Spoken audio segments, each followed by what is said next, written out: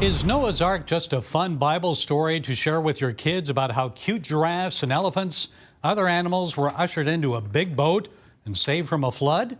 Was the flood a catastrophe of global proportions or just localized somewhere in the Middle East? Well, the president of Genesis Apologetics, Dan Biddle, joins us to set us straight. He's executive producer of the new film, The Ark and the Darkness, unearthing the mysteries of Noah's flood.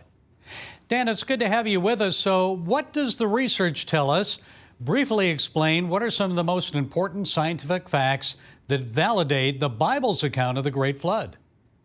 You know, there's a number of different ways to approach that. Our movie probably has 12 or 15 of the leading evidences, but I think one of the most compelling cases is actually brought through dinosaurs on both a small or a microscopic level and a large scale. When you look at dinosaurs from a microscopic perspective, over the last 50 years or so, there's been 120 peer-reviewed science journals that have substantiated 16 different varieties of bioorganic tissues that have been found in dinosaurs, indicating that they really can't be millions of years old. From a large scale, we just have the extent of the dinosaur fossil record. So, for example, in the middle of America, actually covering about 1/5 of continental United States, about 20%. We have the Morrison Formation, which is 13 interconnected states spanning over 600,000 square miles, and it's filled with dead dinosaurs, filled with marine life, all mixed up together. How could you do that without a worldwide flood? Because this formation's 300 feet thick, worth of a mud pancake. So a 300-foot thick mud pancake spread over 13 states definitely screams, Noah's flood. Well, I've always found it astonishing, amazing, that some scientists reject the idea that the flood happened on a global scale when, as you say, we've got fossilized evidence of sea creatures discovered on North American mountaintops. So tell us more about that, the marine life and the fossil evidence.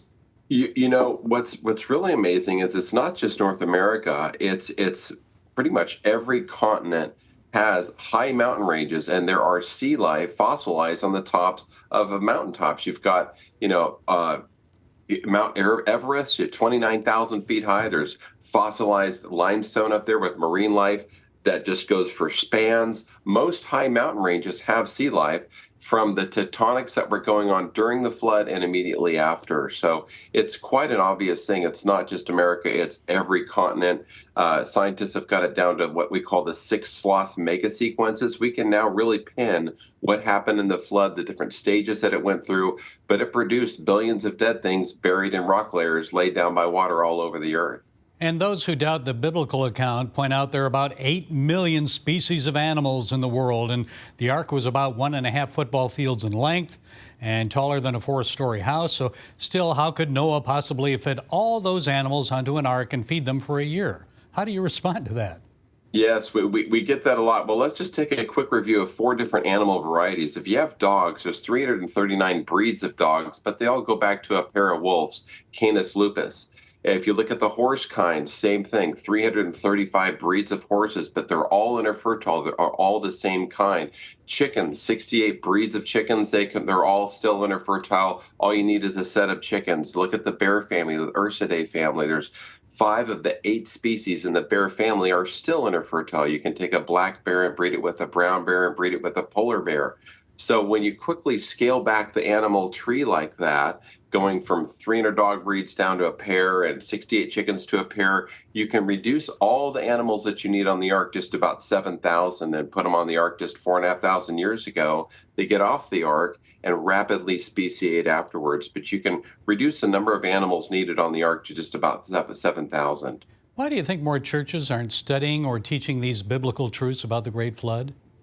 I think the main reason is because their members come in and they're saturated with the world's view on biology and the age of the earth and dinosaurs, and it's such a shock effect to people to go through the learning process of releasing the world's narrative of who we are, where we came from, how we got here, and taking on and embracing the biblical narrative. It takes time and it takes the Holy Spirit to help people understand that that the Bible's version of Earth history is a true one, and to shed the world's one. And sometimes for new believers, it's a really shocking, hard thing to go through. Dan, what's the takeaway then, quickly? What do you want people to come away with after viewing the film?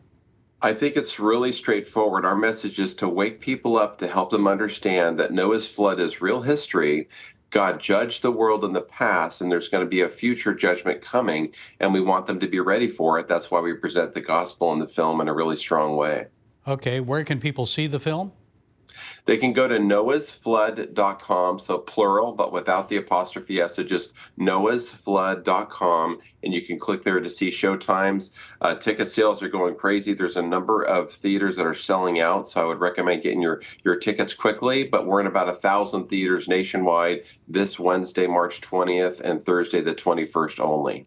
Okay, the film is The Ark and the Darkness, Unearthing the Mysteries of Noah's Flood. Dan Biddle, thank you for being with us. We appreciate it. Thanks for having me.